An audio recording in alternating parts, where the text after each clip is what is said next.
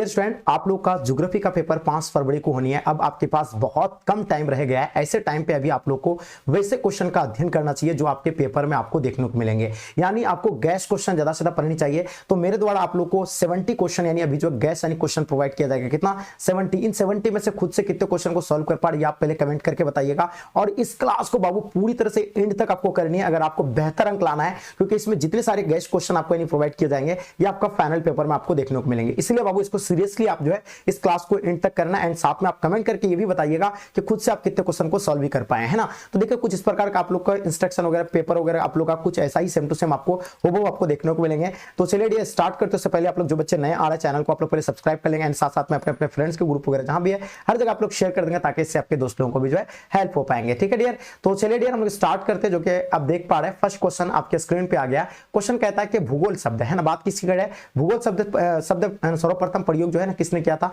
तो पता है आपको भूगोल शब्द का प्रयोग सबसे पहले जो हम लोग जानते हैं एरोटोस्थेनीज के द्वारा किया गया था। अब एक चीज और याद रखिएगा, मानव भूगोल का जनक किसे कहते हैं? तो रेडजल को कहते हैं, ये भी आपको पता है। तो इसका आंसर क्या हो जाएगा भाई? एरोटोस्थेनीज। यहाँ पे आंसर क्या है? बिल्कुल परफेक्ट लगाएं। क्वेश्चन देखेंगे आधुनिक है ना, बात किसकी हो रही है? आधुनिक मानव भूगोल के जनक कौन है भाई? याद रखिएगा आधुनिक है ना मानव भूगोल के जनक की अगर बात करेंगे तो याद रखिएगा फ्रेडरिक रेडजल। ये आपने क्या दिया? बिल्कुल करेक्ट लगाया। ठीक है, तो एकदम नोट करते चलेंगे। क्वेश्चन देखिएगा, क्वेश्चन क्या कहलाता है कि निम्नलिखित में से कौन मानव भूगोल का उपागम नहीं है? आपको आपके सामने 4 ऑप्शन दिए हुए, इसमें से मानव भूगोल का उपागम कौन नहीं है ये बताना है। जैसे कि क्षेत्र विभिन्नता ये मानव भूगोल के उपागम के अंतर्गत आएगा, स्थानिक संगठन भी आ जाएंगे, मानवीय भाईचारा भी आएगा, लेकिन मात्रात्मक क्रांति ये इसके अंतर्गत नहीं आएंगे। इसलिए इसका आंसर आपका क्या है भाई? ऑप्शन आपका बी अगर आपने दिया है तो बिल्कुल करेक्ट लगाएं। ठीक है, आगे देखिए क्वेश्चन क्या कहलाता है, ध्यान दीजिएगा। क्वेश्चन है कि निम्नलिखित में से कौन है ना एक लोगों है ना निम्नलिखित में से कौन एक लोगों और पर्यावरण के बीच पारस्परिक क्रिया का सर्वाधिक महत्वपूर्ण कारक है? तो याद रखिएगा एक महत्वपूर्ण कारक क्या हो जाएगा? मानव बुद्धि हो जाएंगे, प्रौद्योगिकी, लोगों के अनुभव है ना, मानवीय भाईचारा। तो याद रखिएगा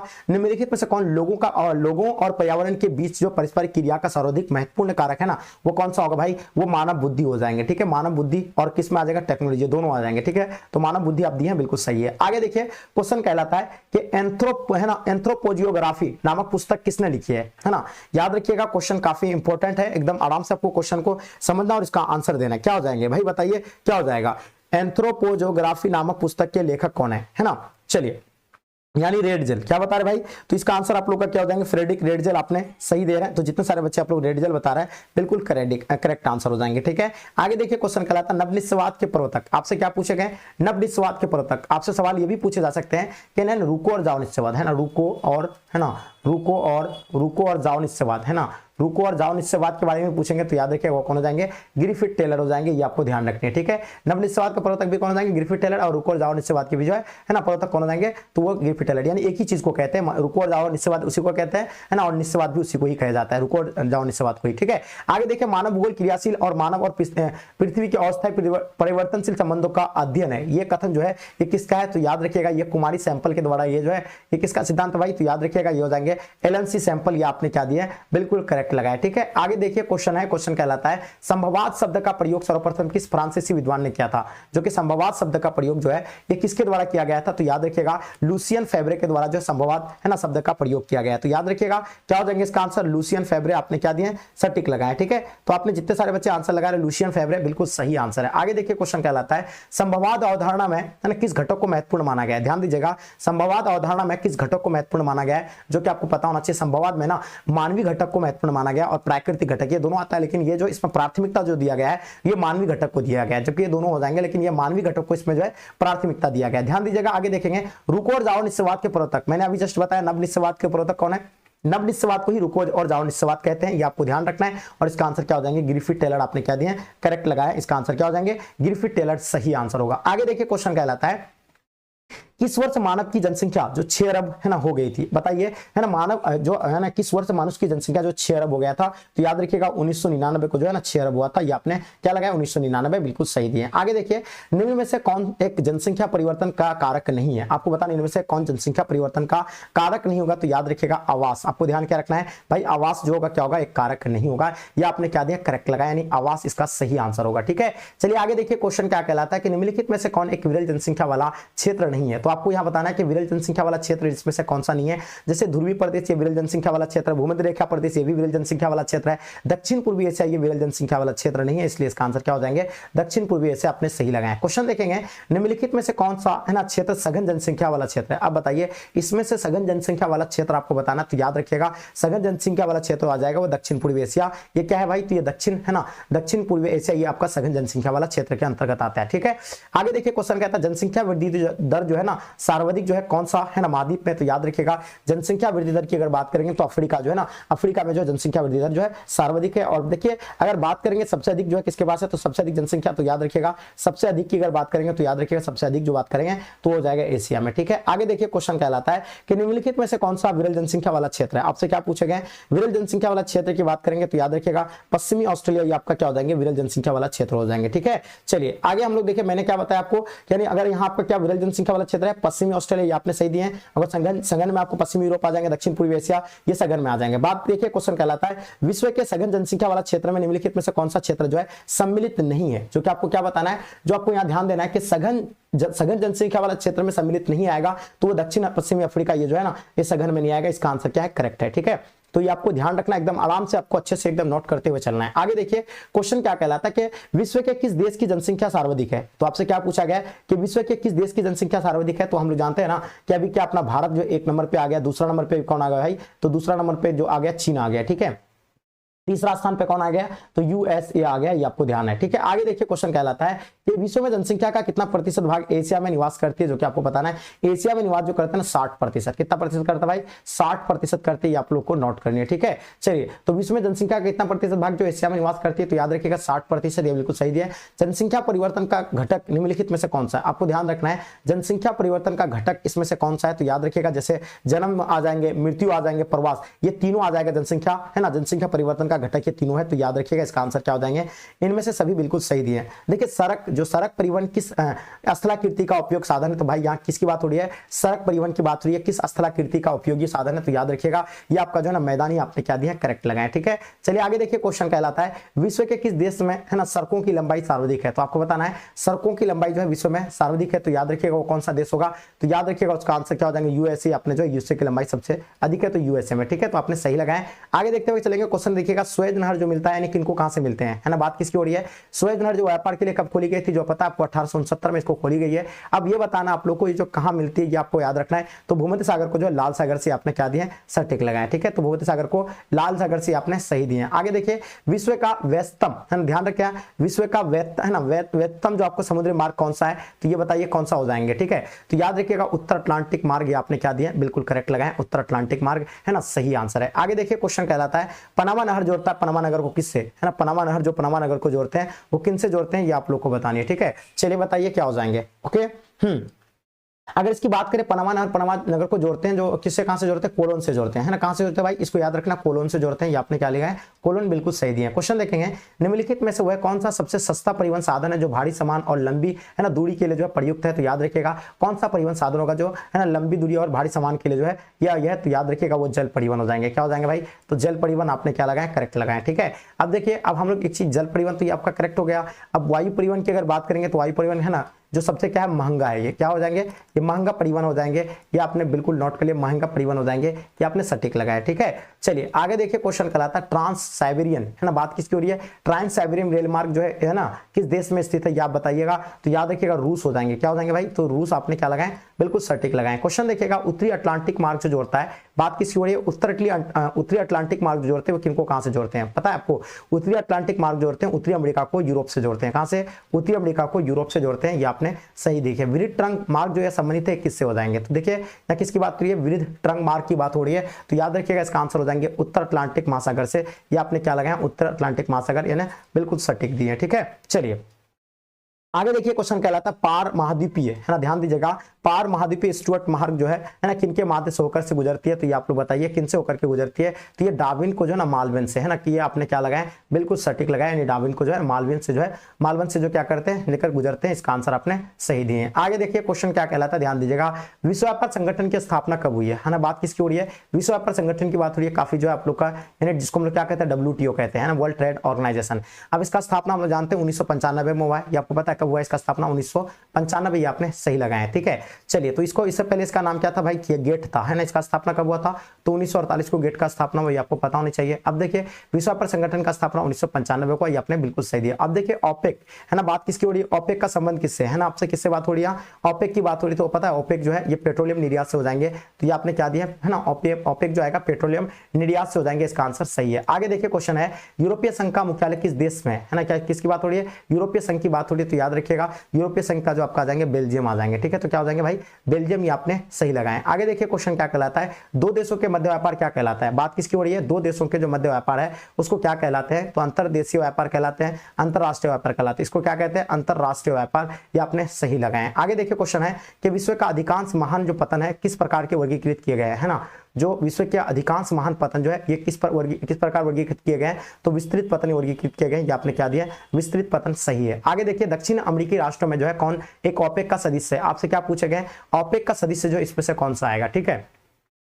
दक्षिण अमेरिकी राष्ट्र में कौन सा जो है ओपेक का सदस्य है, तो ओपेक का सदस्य जो आएगा वो वेनेजुएला जो है ओपेक का सदस्य है। पता है ये ओपेक का स्थापना 1960 में हुआ था, ये आप लोग को है ना नोट करनी है। आगे चलिए क्वेश्चन क्या कहलाता है, ओपेक का मुख्यालय कहाँ पे है ना, क्वेश्चन क्या पूछे गए हैं, ओपेक का मुख्यालय कहाँ पे भाई, तो एकदम बिल्कुल अच्छे से बताना है। ओपेक का अगर मुख्यालय की अगर बात करेंगे तो वियना, ये आपने क्या दिया, बिल्कुल करेक्ट लगाए, ठीक है। आगे देखिए क्वेश्चन कहलाता है, निम्न में से किस है ना किसे सघन संघ का जो मुख्यालय ना काठमांडू में अवस्थित है, बताइए इसमें से एक संघ है ना, निम्न में से किस संघ का मुख्यालय जो काठमांडू में है, जैसे कि ओपेक का है, नहीं बिल्कुल नहीं होगा। दक्षिण का, ये आपने सही दिया और इसका स्थापना 1985 में हुआ है, ये आपने सही लगाया, ठीक है। चलिए आगे देखिए क्वेश्चन कहलाता है, क्वेश्चन क्या कहलाता है, विश्व व्यापार संगठन का मुख्यालय है ना, आपसे क्या पूछे गए, जो कि काफी वेरी इंपॉर्टेंट क्वेश्चन है, आप लोग को ये बतानी है विश्व व्यापार संगठन का मुख्यालय जो स्थित है कहाँ पे, तो जेनेवा में, ठीक है। तो आपने क्या लगाया, जेनेवा, बिल्कुल करेक्ट लगाना है। अब देखिए WTO की अगर बात करें इसका स्थापना कब हुआ है, 1995 को, ये आपने सही लगाया, ठीक है। चलिए तो इसका है ना, इसका फुल फॉर्म क्या होता है, वर्ल्ड ट्रेड ऑर्गेनाइजेशन इसका फुल फॉर्म होता है, इसका आपने क्या दिया, जेनेवा, बिल्कुल सही लगा रहे। क्वेश्चन देखिएगा, व्यापार संबंधित है ना, बात किसकी हो रही है,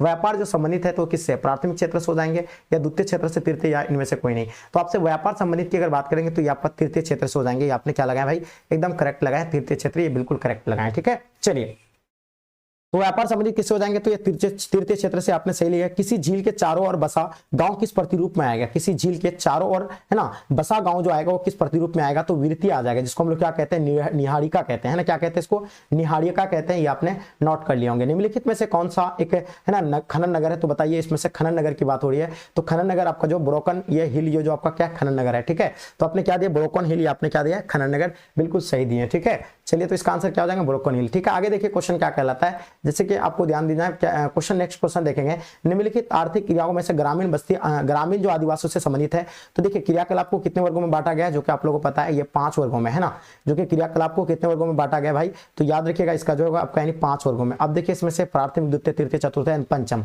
आपको ये बताना है कि आर्थिक ग्रामीण आदिवासी जो संबंधित होगा तो आपका प्राथमिक हो जाएंगे, ठीक है। तो ये आपने क्या दिया, प्राथमिक, यानी बिल्कुल करेक्ट लगाया। क्वेश्चन देखिए, पर्वतीय प्रदेशों में जो किस प्रतिरूप है ना का आदिवास पाया जाता है, आपसे क्या पूछे गए, जो कि पर्वतीय प्रदेशों में किस प्रतिरूप का आदिवास पाया जाता है, तो हम लोग जानते हैं ये सिरुनुमा आकार का, ठीक है। तो क्या हो जाएगा भाई, ये सिरुनुमा, एकदम बिल्कुल सही लगा रहे हैं। निम्नलिखित में से कौन सा पठारी नगर है, आपको बताना है इसमें से पठारी नगर के बारे में, नागपुर, आबू, मास्को या है ना फिलाडेल्फिया, तो याद रखिएगा ये नागपुर आपने क्या दिया है ना, सटीक लगाए, ठीक है। तो इसका आंसर क्या हो जाएंगे, नागपुर जो है पठारी नगर है, ये आपका आंसर क्या है, बिल्कुल करेक्ट है, ठीक है। चलिए आगे देखिए क्वेश्चन कहलाता है कि निम्नलिखित में से कौन व्यावसायिक नगर है, तो याद रखिएगा व्यावसायिक नगर की अगर बात करेंगे तो एमएस है ना, एमएस स्टेडियम, ये आपका क्या व्यावसायिक नगर है, ये आपने सटीक लगाए, ठीक है। चलिए आगे देखिए क्वेश्चन कहलाता है, निम्नलिखित में से कौन जो है सांस्कृतिक नगर है, जो कि आपको बताना है इसमें से सांस्कृतिक नगर कौन सा है, जो कि वेरी इंपॉर्टेंट क्वेश्चन है ना, फास्ट लगाइएगा। तो व्यवसायिक अगर सांस्कृतिक नगर की बात करेंगे तो मक्का एक क्या है, सांस्कृतिक नगर है, ये आपने क्या दिया, सटीक लगाए, ठीक है।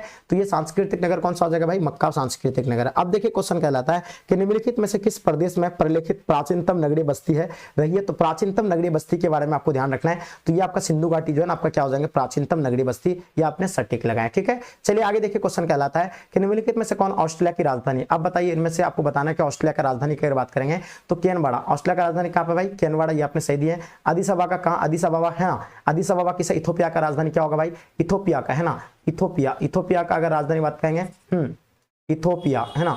इथोपिया का अगर राजधानी बात करेंगे तो क्या हो जाएंगे, अदिस अबाबा हो जाएंगे, ठीक है। चलिए आगे देखिए, क्वेश्चन कहता है मेगानगर की जनसंख्या जो होती है ना कितनी होती है। आपसे क्या पूछे गए, मेगानगर की जनसंख्या के बारे में पूछे गए, तो मेगानगर की जनसंख्या 1 करोड़ से अधिक होते हैं, ये आपको नोट करनी है, ठीक है। चलिए आगे देखिए, क्वेश्चन कहलाता है कि है ना जनसंख्या सबसे कम है ना, किस राज्य की, है ना। अब देखिए यहाँ से क्या पूछा गया, किस राज्य का है, यहाँ थोड़ा सा ना मिस्टेक हो गया, किस राज्य का, किस राज्य का जनसंख्या सबसे कम है, जो कि आपके स्क्रीन पे है। तो याद रखिएगा मणिपुर का नहीं होगा, यहाँ आपसे जो सबसे कम जो किसका, सिक्किम का है। अगर आप सबसे अधिक अगर पूछे जाएंगे सबसे अधिक किसका है, तो याद रखिएगा उत्तर प्रदेश, किसका हो जाएगा सबसे अधिक, उत्तर प्रदेश का जनसंख्या सबसे अधिक है, ये आपको ध्यान रखनी है। अब देखिए एक चीज और याद रखिएगा आप लोग, है ना, जनसंख्या घनत्व की अगर बात करेंगे सबसे अधिक किसके पास है, घनत्व अगर बात करें तो घनत्व जो होगा अपना बिहार के पास है ना, पता ना अपना बिहार का है कितना, 1106 प्रति व्यक्ति के वर्ग किलोमीटर में लोग जो है निवास करते हैं। और सबसे कम किसका है, तो अरुणाचल प्रदेश का, जहां 17 है ना, 17 व्यक्ति जो प्रति वर्ग किलोमीटर लोग निवास करते हैं, ये आपने सही दिए हैं। अब देखिए क्वेश्चन कहलाता है 2011 की जनगणना के अनुसार किस राज्य की जनसंख्या घनत्व है सबसे कम है, तो सबसे किसका है भाई, सबसे कम की अगर बात, सबसे अधिक अगर पूछे जाएंगे तो ये क्या हो जाएगा, बिहार हो जाएंगे अपना, और सबसे कम वो अरुणाचल प्रदेश का हो जाएंगे आपके, है ना, अरुणाचल प्रदेश सबसे कम हो जाएंगे, ठीक है। तो इस तरह करके आपको याद रखना है, सबसे कम अगर पूछे जाएंगे तो अरुणाचल प्रदेश, और सबसे अधिक किसका है, तो अपना बिहार का है। आगे देखिए किस राज्य में साक्षरता दर सबसे अधिक है। अब देखिएगा इसमें से बताना है कि इसमें से कौन सा राज्य का जो साक्षरता दर जो है सबसे अधिक है। तो अगर साक्षरता दर की अगर बात करें तो याद रखिए केरल का जो है ना साक्षरता दर सबसे अधिक है, और सबसे कम की अगर बात करें तो सबसे कम अपना बिहार का हो जाएंगे, ठीक है। किसका हो जाएंगे, सबसे कम, है ना, अपना बिहार का साक्षरता दर के श्रेणी में। आगे देखिए क्वेश्चन कहता है जनगणना के अनुसार भारत के किस राज्य में जनसंख्या कम है। तो देखिए अगर देखिए 2011 के जनगणना के अनुसार, किसके अनुसार, 2011 के जनगणना के अनुसार अगर बात करें किस राज्य की जनसंख्या सबसे कम है, तो याद रखिएगा सिक्किम का, ये आपने करेक्ट लगाया, ठीक है। यही क्वेश्चन मैंने आपको वहां बताया था, ठीक है। चलिए तो आगे देखिए क्वेश्चन क्या कहलाता है, ध्यान दीजिएगा, निम्नलिखित में से कौन सर्वाधिक जनसंख्या वाला मेगानगर है। आपसे क्या पूछा गया, सर्वाधिक मेगानगर, जनसंख्या वाला मेगानगर के बारे में आप लोग को बतानी है, बहुत अच्छे से बताइए। अगर बात करेंगे सर्वाधिक, है ना, जनसंख्या वाला मेगानगर की अगर बात करें तो वो कौन हो जाएंगे, मुंबई आ जाएंगे। क्यों है, क्योंकि यहाँ जो ये क्या है, वित्तीय राजधानी है ना, फिल्मी इंडस्ट्रीज है, ये जो है क्या है भाई, तो ये बिल्कुल याद रखिएगा, ये सबसे अधिक जो है मेगानगर वाला जनसंख्या वाला जो है राज्य हो जाएंगे। भारत में सर्वाधिक जनसंख्या में शरणार्थी कहां से आए थे, तो भारत में सबसे अधिक जो है शरणार्थी में जनसंख्या जो आए थे कहां से आए थे, तो बांग्लादेश, ये आपने क्या लगाया, बांग्लादेश, यानी बिल्कुल सटीक है, ठीक है। तो आपका आंसर क्या हो जाएंगे, बांग्लादेश, बिल्कुल सही दिए। तो सर्वाधिक शरणार्थी कहां से आए थे, बांग्लादेश से आए थे, है ना। चलिए आगे देखिए क्वेश्चन कहलाता है निम्नलिखित केंद्र शासित प्रदेशों में जो है किसकी साक्षरता दर उच्चतम है। तो सबसे अधिक जो है साक्षरता दर उच्चतम किसका है, तो लक्षद्वीप का आपने क्या दिया, लक्षद्वीप का जो है साक्षरता दर क्या है, सबसे अधिक है, ठीक है। तो आपने क्या दिया, लक्षद्वीप, आपने आंसर सही दिए, है ना। देखिए साक्षरता दर का अगर राज्य के पूछे जाएंगे तो याद रखिए केरल, है ना, ये आपने सही लगाया। आगे देखिए क्वेश्चन कहलाता है कि 2011 की जनगणना के अनुसार भारत के किस राज्य में नगरीय जनसंख्या का प्रतिशत जो है सर्वाधिक है। तो नगरीय प्रति, है ना, 2011 की जनगणना के अनुसार अगर बात करें तो सबसे अधिक जो है किसका है, तो तमिलनाडु का, ये आपने क्या दिया है, तमिलनाडु, यानी बिल्कुल सटीक लगाए, ठीक है। तो क्या हो जाएंगे भाई, तमिलनाडु आपका आंसर करेक्ट है, ठीक है। चलिए बहुत बढ़िया जी, आपने एकदम बहुत बेहतरीन ढंग से आंसर दिए। आगे देखिए क्वेश्चन कहलाता है कि भारत की जनगणना के अनुसार निम्नलिखित में से, है ना, कौन नगर परिभाषा का अंग नहीं है। इसमें से तो जो है नगर का परिभाषा का अंग नहीं होगा। तो देखिए जनसंख्या घनत्व जो है 400 व्यक्ति प्रति वर्ग किलोमीटर, ये जो है ना इसका है। नगर पालिका, नगर निगम आदि का होना, ये भी है ना। जनसंख्या का आकार 5000 व्यक्ति से अधिक, बिल्कुल है ना, ये भी है। लेकिन 75 से अधिक से जनसंख्या प्राथमिक क्षेत्र में संलग्न, ये जो है क्या, शहर की यानी जो जनसंख्या होता है 75% से अधिक जनसंख्या जो प्राथमिक क्षेत्र में संलग्न नहीं होता है ना। प्राथमिक क्षेत्र में कौन रहता है, जो खास करके गाँव के लोग रहते हैं, है ना। तो ये तो आपको पता ही है। तो इसका आंसर क्या हो जाएगा भाई, आपका परफेक्ट है, डी एकदम राइट आंसर है। बात करेंगे 2011 की जनगणना के अनुसार, है ना, भारत की किस, है ना, भारत की जनसंख्या जो कितना था, तो याद रखिएगा अगर बात करें 2011 की जनगणना के अनुसार अपना भारत की जनसंख्या की बात करेंगे तो 121 करोड़, ये आपको ध्यान रखना। कितना हो जाएगा भाई, 121 करोड़, ये आपने सही लगाया, ठीक है। कितना हो जाएंगे, 121 करोड़ आपने सही दिए। आगे देखिए निम्नलिखित में से कौन सा भारत में पुरुष प्रवास का मुख्य कारण है। तो पुरुष जो प्रवास करता है इसका कारण क्या है, तो खास करके ना पुरुष क्या करते हैं, काम और रोजगार के लिए एक स्थान से दूसरा स्थान तक जाते रहता है, यानी प्रवास करते रहता है। तो ये आंसर क्या हो जाएंगे, काम और रोजगार के लिए, बिल्कुल सही है। अब किस राज्य में सर्वाधिक जनसंख्या में, है ना, अप्रवासी आते हैं। तो अप्रवासी जो आते हैं ना सबसे अधिक किसका, तो याद रखिएगा महाराष्ट्र का, ये आपने करेक्ट लगाया, ठीक है। तो याद रखिएगा क्या हो जाएंगे भाई, महाराष्ट्र आपने सही दिए, है ना। किस राज्य में सर्वाधिक जनसंख्या में अप्रवासी आते हैं, तो महाराष्ट्र का आते हैं, है ना। भारत में प्रवास की निम्नलिखित धारा में से कौन सा धारा जो पुरुष प्रधान है ना। पुरुष प्रधान क्या करते हैं भाई, ग्रामीण से जो कहां जाते हैं, नगरी की ओर जाते हैं, है ना। क्यों जाते हैं, क्योंकि नगर में क्या है भाई, रोजगार है। तो याद रखिए ग्रामीण से नगरी की ओर जाते हैं, ये आपने सही लगाएं। ठीक है, चलिए आगे देखिए क्वेश्चन क्या कहलाता है कि निम्नलिखित में से किस नगरीय समूह में प्रवासी जनसंख्या का अंश सर्वाधिक है। तो आप बताइए इसमें से कौन सा है ना नगरीय समूह में प्रवासी जनसंख्या का अंश जो है सर्वाधिक है, तो वो मुंबई नगरीय समूह आपने क्या दिया, मुंबई नगरीय समूह, बिल्कुल सटीक लगाएं। आगे देखिए क्वेश्चन कहता है जब लोग है ना अनुकूल अवसरों से आकर्षित होकर है ना प्रवास करते हैं, जब लोग अनुकूल अवसरों से आकर्षित होकर प्रवास करते हैं तब वह प्रवास कौन से कारक कहलाते हैं। तो याद रखिएगा वो आपका जो हो जाएंगे कौन सा अपकर्षक कारक कहलाते हैं ना, कौन सा, जब लोग क्या करते हैं है ना आकर्षित होकर एक स्थान से दूसरे स्थान तक जाते हैं अपने सुविधाओं को देखते हुए, तो उसको हम लोग अपकर्षक कारक कहेंगे है ना। प्रतिकर्षक कारक वह कारक होता है जब लोग मजबूरी में अपना घर छोड़ करके दूसरी जगह जाते हैं, तो वो प्रतिकर्षक कारक के अंतर्गत आ जाएंगे। ठीक है, आगे देखिए क्वेश्चन कहलाता है किस राज्य में विवाह के बाद जो है पति अपने पत्नी के घर आकर रहता है। तो याद रखिएगा कौन सा राज्य जहाँ है ना विवाह के बाद जब पति जो अपना है ना पत्नी के घर आकर रहते हैं, तो वो जो है मेघालय एक ऐसा है ना राज्य जहाँ पे जो है ना पति क्या करते हैं अपने पत्नी के घर जो है रहते हैं शादी करने के बाद। ठीक है, तो आंसर क्या हो जाएंगे मेघालय, आपने सही लगाए। आगे देखिए भारत में स्त्रियों में सर्वाधिक प्रवास किस कारण से होता है ना, सबसे अधिक जो है ना स्त्री जो प्रवास करते हैं ना वो किसके कारण करते हैं। तो भाई आपको पता होना चाहिए सबसे अधिक जो प्रवास करते हैं वो विवाह के लिए करते हैं ना, किसके विवाह की वजह से सबसे अधिक प्रवास करते हैं, ये आपने सही दिए है ना, तो बिल्कुल आपने करेक्ट लगाए। तो विवाह होता है तो एक स्थान से दूसरा स्थान जाएगा ही। अब देखिए उपनिवेश काल में है ना, उपनिवेश काल में भारत के से गए है ना प्रवासी श्रमिकों है ना मॉरिशस वो कैरिबियाई देशों का क्या कार्य करते हैं। तो याद रखिएगा रोपण कृषि आपने करेक्ट लगाए। ठीक है, लास्ट 69 क्वेश्चन देखिए भारत में ग्राम से नगर होने वाले प्रवास में कौन सी पर्यावरण की समस्या प्रमुख रूप से जो है उत्पन्न होती है। तो वो आपका गंदी बस्ती का यानी फैलाव, ये आपने क्या दिए सटीक लगाए। ठीक है, तो भारत में ग्राम से है ना नगर होने वाले प्रवास से कौन से पर्यावरणीय समस्या का जो प्रमुख रूप से जो है उत्पन्न होती है, तो ये गंदी बस्तियों का फैलाव, ये आपने सही दिया। आगे देखिए जब लोग है ना जो लोगों के निवास स्थान अथवा है ना उद्गम स्थल को छुड़वाने का कारण बनते हैं वो कहलाते क्या है, तो वो प्रतिकर्षक कारक कहलाते, ये आपने क्या दिए सटीक लगाए। ठीक है, तो डियर मैंने आपको 70 क्वेश्चन है ना 70 क्वेश्चन पूरे गैस क्वेश्चन आप लोग को प्रोवाइड किए। अब बताइए इन 70 में से खुद से कितने क्वेश्चन को सॉल्व कर पाए, ये आप मुझे कमेंट करके जरूर बताइए।